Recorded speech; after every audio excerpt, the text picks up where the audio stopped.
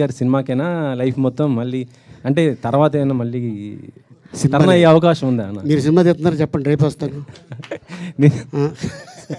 సినిమాలు తీసేవాళ్ళు cinema sir, మళ్ళీ పొలిటికల్గా ఎవరన్నా అవకాశం వస్తే అంటే ఇప్పుడు మళ్ళీ మీరు నన్ను అడుగుతున్నారా వెనకాల ఆయన అడుగుతారు? మిమ్మల్ని అడుగుతున్నాను. ప్రకాష్ రాజ్ గారిని అడుగుతారా? లేదు మిమ్మల్ని అడుగుతున్నాను సార్. ఒకవేళ మళ్ళీ మీరు పవన్ కళ్యాణ్ గారి దగ్గర తీస్తే వెళ్తారా? అవకాశం ఉంటే అంటే మీరు రాజకీయంగా కాకపోయినా సినిమాలో ఆయనతో చేయాలనుకుని అలా చేస్తున్న సందర్భంలో సార్ ఎందుకు చేయవు సార్, మేము ఉన్నదే దానికోసం. డెఫినెట్గా చేస్తాం, పవన్ గారు డెఫినెట్గా చేస్తాం. మీ రిలేషన్ ఎలా ఉంది సార్ ఇప్పుడు? బాగుందండి, 3 పూలు 6 కాయలు. ఇద్దరితో 3 పూలు, మీరు ఇంకో కాయ కూడా ఇవ్వండి, ఇంకో పూలు కూడా ఇవ్వండి.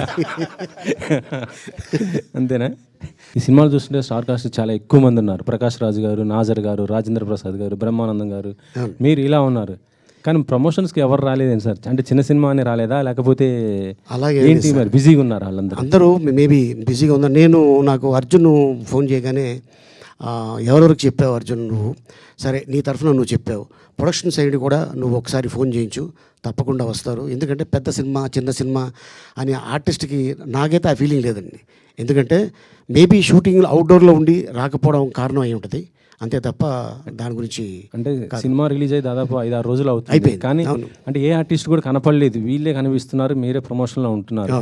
అలాంటి వాళ్ళు ఉంటే సినిమా చిన్న సినిమా కొద్దిగా ఎంకరేజ్మెంట్ ఉంటుంది కదా. ఎస్, సో డెఫినెట్గా మరి వాళ్ళు నాజర్ గారు ఒక వీడియో పెట్టారు, తర్వాత మిగతా ఆర్టిస్టులు మేబీ షూటింగ్ ఉండడం వల్ల అర్జున్ అంతేనా బిజీగా ఉంటాం వల్ల అంతే. ఇందాక ఒక మాట అన్నారు, నా వల్లే సినిమా ఆడింది అని గొప్పగా చెప్పుకుంటారు కొంతమంది, నా వల్లే అదని అంటారు. మరి ఈ రోజుల్లో చూస్తుంటే చాలామంది హీరోలు మా వల్లే సినిమా సక్సెస్ అయింది అని రెమ్యునేషన్ పెంచుకుంటుంటారు. మరి అలాంటి వాళ్ళ గురించి మీరు ఏం చెప్తారు సార్? అదే చెప్తున్నాం కదా సార్, ఇప్పుడు ఒక ఇంజన్ తయారు చేయాలంటే చాలామంది ఉంటే కానీ ఆ ఇంజన్ తయారవుతుంది.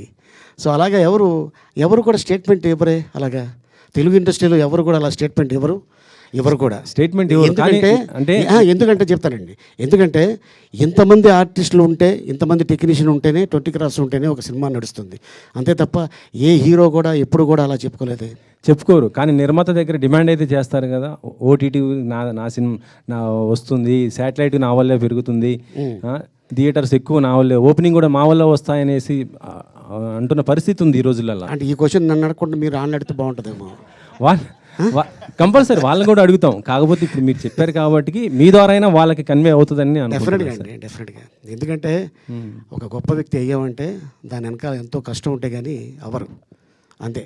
సో నేను చెప్పేది, సో అందులో నేను కూడా ఒక పార్ట్ అనుకోవడం, అంతే నాకు తెలిసి. మీకు ఇక మొత్తం